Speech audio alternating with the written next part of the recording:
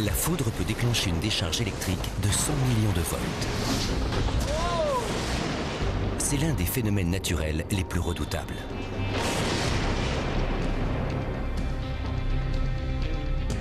Le photographe Carsten Peter fait un reportage sur Tim Samaras, un scientifique chasseur d'orages.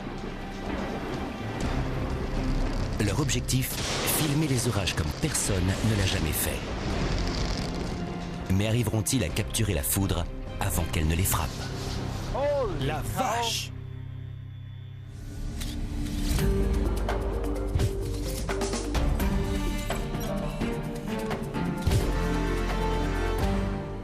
Ils ont déjà travaillé ensemble.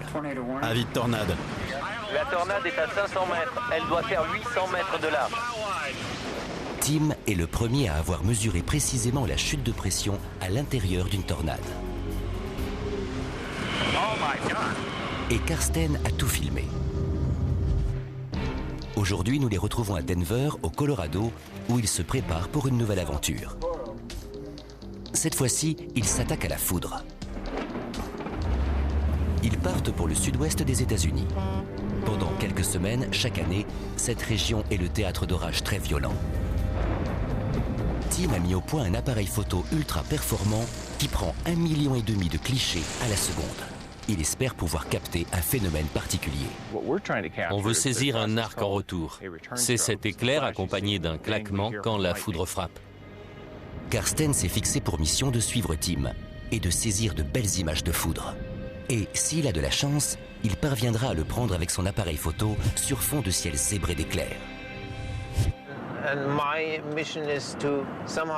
Je veux arriver à restituer ce qu'on ressent quand on fait des recherches sur la foudre. Pour pouvoir immortaliser les éclairs, il faut un appareil très rapide et à haute résolution. Le leur a un nom original. On l'appelle le Kahuna.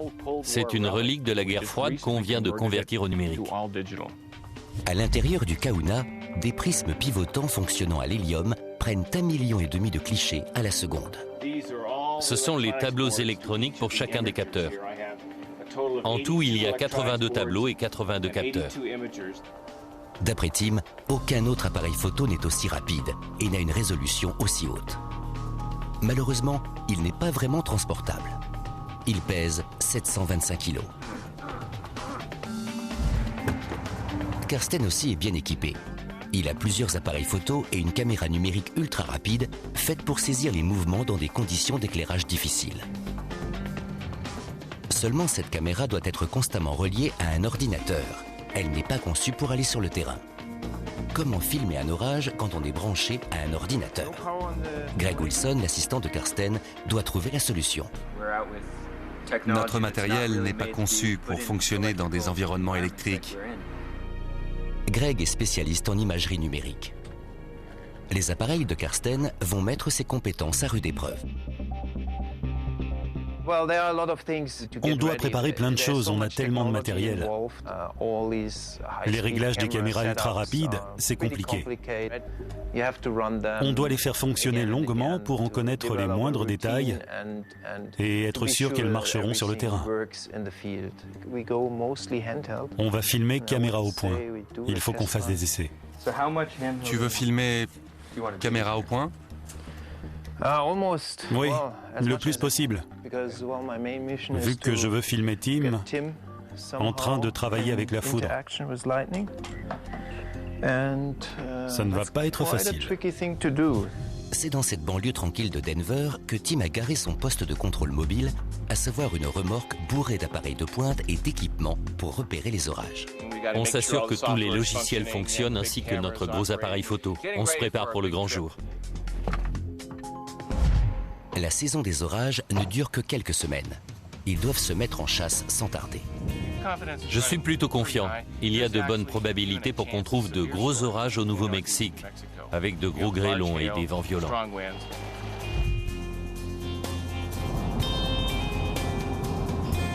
Tim suit plusieurs orages qui se développent à différents endroits.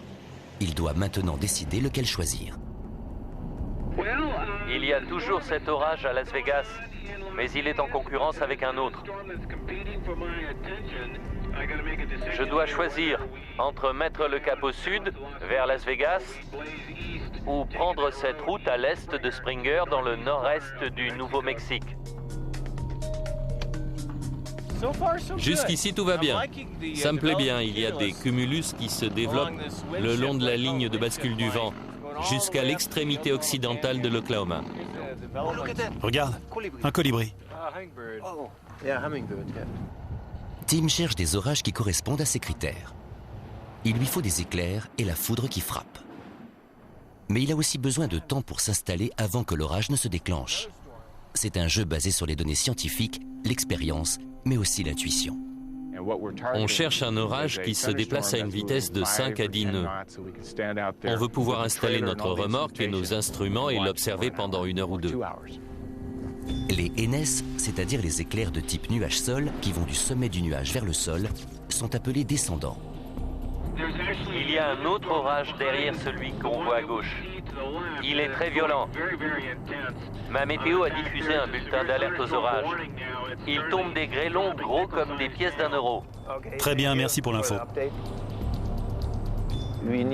On cherche des orages très spécifiques qui ne sont pas évidents à trouver. L'orage a un peu diminué. Je ne sais pas s'il va redoubler d'intensité.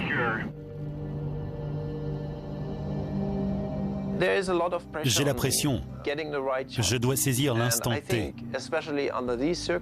Vu les circonstances, c'est difficile. Tim est enfin sur une piste. On dirait qu'on a un front ici. Incroyable mais vrai. On voit que l'orage tourne. Impossible de faire un arrêt. Karsten tourne depuis la voiture. Le temps est compté. On ne doit négliger aucune piste. On va mettre le camion en place et croiser les doigts pour que les éclairs zèbrent bientôt le ciel. Tim et Karsten s'installent au bord du rideau de pluie. D'ici, ils ont une vue dégagée sur les éclairs. Tim tourne la remorque pour que le kahuna ait un bon angle de prise de vue.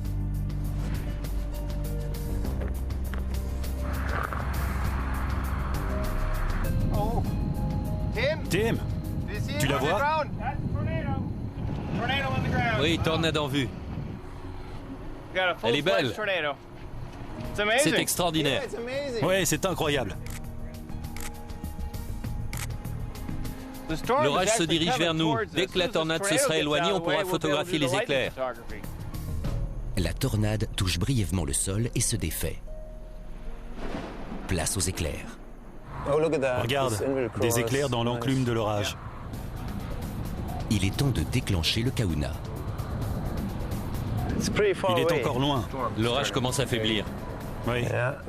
Mais il devrait encore nous faire de beaux éclairs pendant 1 heure. Joli. Ce ne sont que des éclairs nuage-sol. Quel ennui. Je voudrais être plus près. Nos traqueurs d'orage s'impatientent. On cherche des orages et des éclairs d'aspect particulier. Ça fait beaucoup de paramètres. Et Karsten n'est pas tout seul. Tim tourne son appareil photo de 725 kg vers un phénomène pour le moins capricieux. On doit essayer de deviner où la foudre va frapper. Les probabilités sont faibles. C'est quasiment impossible.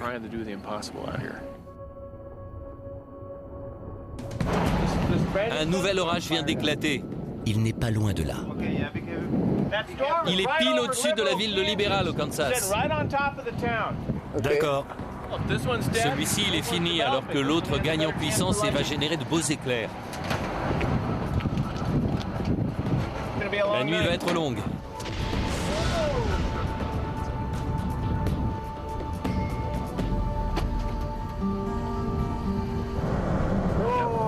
On est sorti de l'orage. Je suis toujours optimiste. Quelques kilomètres plus loin, il s'arrête pour attendre que l'orage passe. Je ne vois pas d'éclairs nuages-sol descendants. Ce ne sont que des éclairs nuages-nuages. Tu as vu? Un éclair positif. Les éclairs positifs sont imprévisibles et souvent mortels. Et surtout, ils semblent venir de nulle part.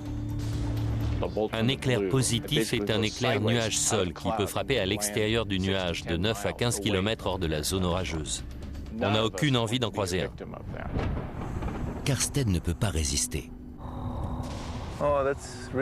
C'est magnifique. Ce sont des moments rares. Avoir la chance de voir ça, c'est génial. On en prend plein les yeux. Quand on est passionné par son sujet, on assiste à des miracles. Pendant que Karsten profite du spectacle, Tim s'inquiète pour le Kahuna. On installe notre appareil qui vaut un demi-million de dollars en plein milieu d'une zone électrique. Dans cette atmosphère très chargée en électricité, il se passe des trucs bizarres. Une fois, ma montre s'est arrêtée. On a toujours peur de perdre des données. Voire pire. Tim craint que le Kahuna ait besoin d'importantes réparations. S'il veut finir son reportage, il va lui falloir un petit miracle.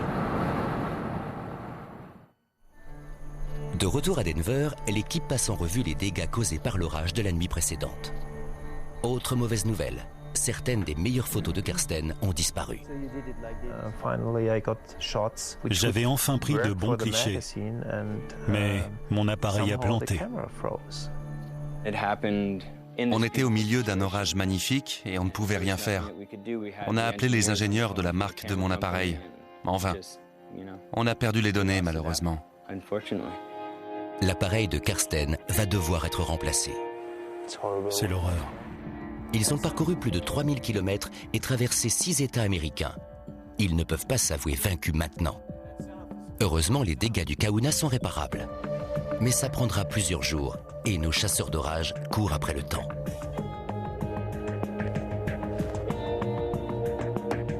Le nouvel appareil de Karsten arrive enfin. Le Kahuna est réparé et la mission peut reprendre. Bon, en route. Toute l'équipe est prête à partir, de jour comme de nuit. Là-dedans, j'ai 10 ordinateurs, des oscilloscopes numériques ultra rapides, des mesureurs de champ électrique, non seulement pour repérer les zones de charge électrique, mais aussi pour notre sécurité. Nous promenons pour $1 million d'instruments sous l'orage. Et nous voulons aussi préserver l'équipe. Ce front se déplace. Oui. Le radar de Tim repère un orage dans le nord-ouest du Colorado. C'est à environ 70 km. On part un peu tard, mais bon, on ne doit laisser passer aucune occasion. Je suis prêt. D'accord.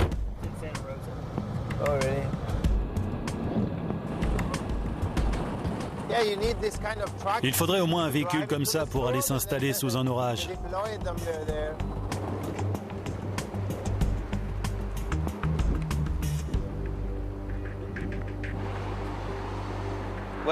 Voilà le liquide dont nous sommes dépendants. Cette voiture consomme énormément. On fait le plein tous les jours, parfois plusieurs fois.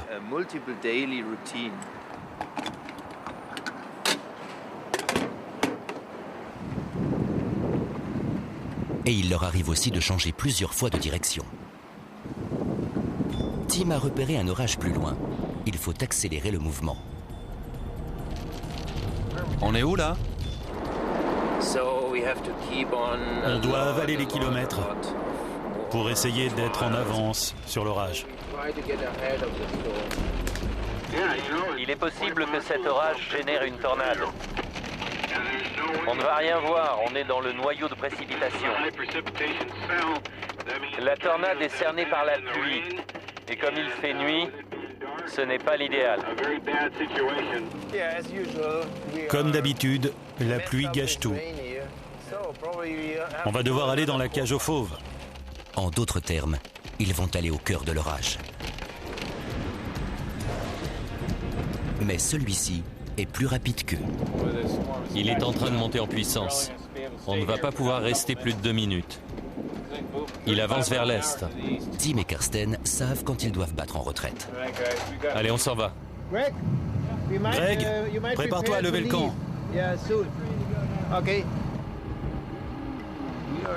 On est dans une zone de foudroiement. Mince, on va y avoir droit. Faut qu'on s'en aille vite. Le champ électrique de l'orage est tellement puissant que la remorque se charge trop en électricité statique. Il se dirige vers nous. La remorque est très chaude. On est en pleine zone de foudroiement. Les traqueurs d'orage se font pourchasser. Ils s'arrêtent quelques kilomètres plus loin pour faire le point. C'est un bel orage, mais on n'arrivera jamais à le rattraper. Il se déplace à 65 km/h. Il n'y a rien à photographier. Des éclairs nuages-sol apparaissent, mais ils ne peuvent pas les approcher. On est au bord de l'averse de grêle, à l'extrémité sud de l'orage. On a détecté une signature tornadique de rotation, c'est-à-dire qu'il y a peut-être une tornade dans cet orage. Attends. Il tombe déjà de la grêle. On peut peut-être remonter un peu la route 76. La grêle se met à tomber. C'est la guerre. Ça y est. Tu t'amuses? Il est temps de trouver un hôtel. Et avec un peu de chance, de quoi faire un vrai repas. J'ai faim. J'ai très faim. Il est minuit. Tu crois qu'on va trouver un resto ouvert? Aucune chance. J'ai une de ces faims. Il est minuit, rien ne sera ouvert.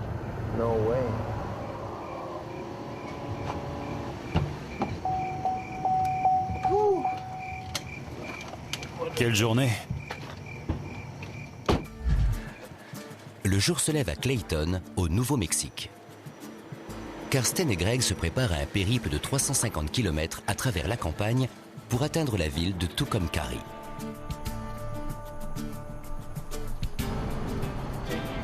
Ils doivent aller y chercher l'une des caméras Full HD les plus rapides du monde et ensuite rejoindre Tim. On n'a la caméra que pour 4 jours et je voudrais optimiser ce laps de temps. Pour tourner de belles images, il nous faut de gros orages.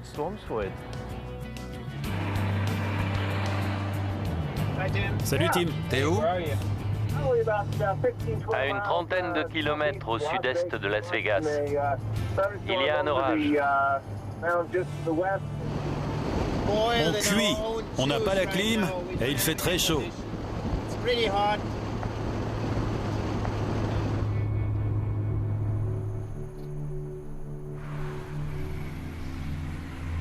Au milieu de l'après-midi, l'équipe est à nouveau au complet.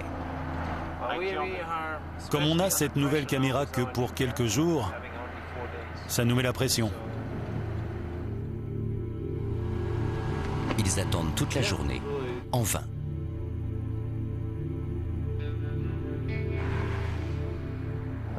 Je voudrais travailler. C'est énervant. On a fait je ne sais combien de villes, de kilomètres, pendant je ne sais combien de jours. On en perd le compte. Et chaque soir, on atterrit dans un nouveau motel.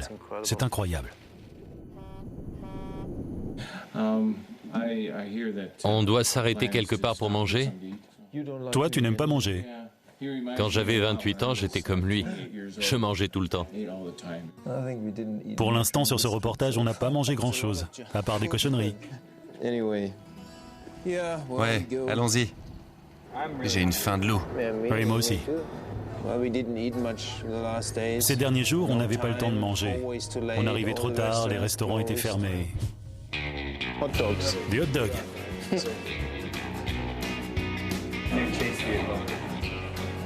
Allez, à table.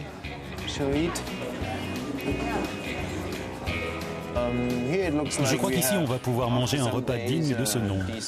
Enfin, j'espère. Enfin un repas. Un vrai repas. On doit se dépêcher. On devrait déjà être en route.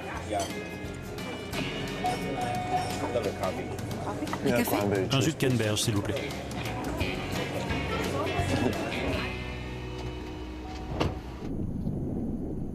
Après ce festin, Tim jette son dévolu sur un nouvel orage. On devrait avoir droit à des orages très violents et peut-être même à des tornades à cause des vents favorables. Il va y avoir beaucoup d'éclairs. L'inconvénient, c'est que les orages vont se déplacer à une vitesse de 20 nœuds. Ils quittent Colby et bravent la pluie pour rejoindre leur prochain objectif. L'orage est en vue et la remorque en place. Karsten peut enfin filmer et photographier Tim au travail et de jour.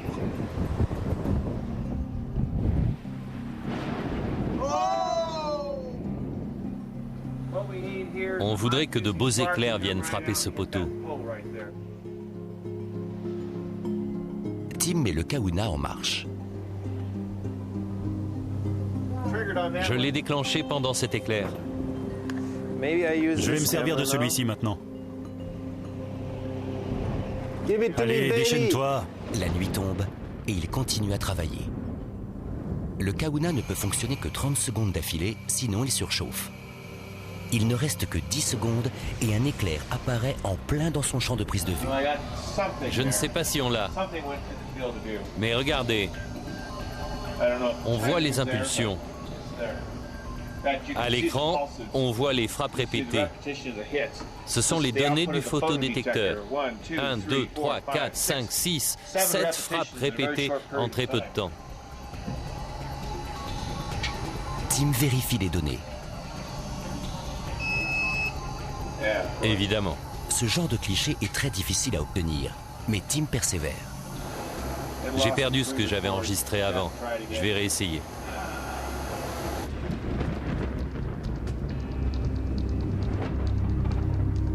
C'était intéressant. Il commence à pleuvoir. Tim a repéré quelque chose. Ce sont des éclairs en nappe? Oui.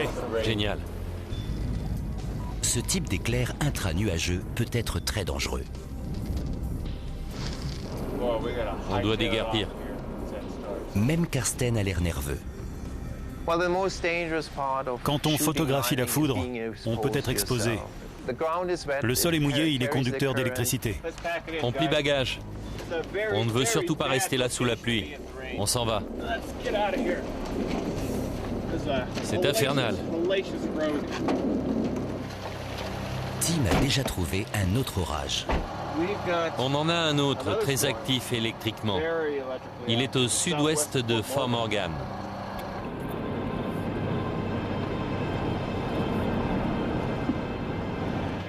Il va filmer par la fenêtre pendant qu'on roule, parce qu'on est en pleine zone de foudroiement. C'est un orage très violent, avec des éclairs espacés d'à peine quelques secondes. Tim tourne de belles images avec la caméra numérique. Mais le champ électrique perturbe l'équipement sensible du kahuna. Les deux caméras numériques fonctionnent bien, mais le kahuna est tombé en panne. Tim s'entête. Karsten apprécie le spectacle. Oh la vache! Après plus de 8000 km parcourus, cette nuit, leur mission touche à sa fin. L'orage passe. Ils ont pu réaliser de belles images. Leur 4e saison de traque des orages est terminée. Mais ils estiment qu'ils n'ont pas encore des clichés parfaits de la foudre. Est-ce qu'on les aura un jour? J'espère bien. Et si c'est pas le cas, on va continuer à essayer. On va reprendre la route et continuer à pourchasser les orages. On fera le maximum pour ramener des images exceptionnelles. C'est notre métier.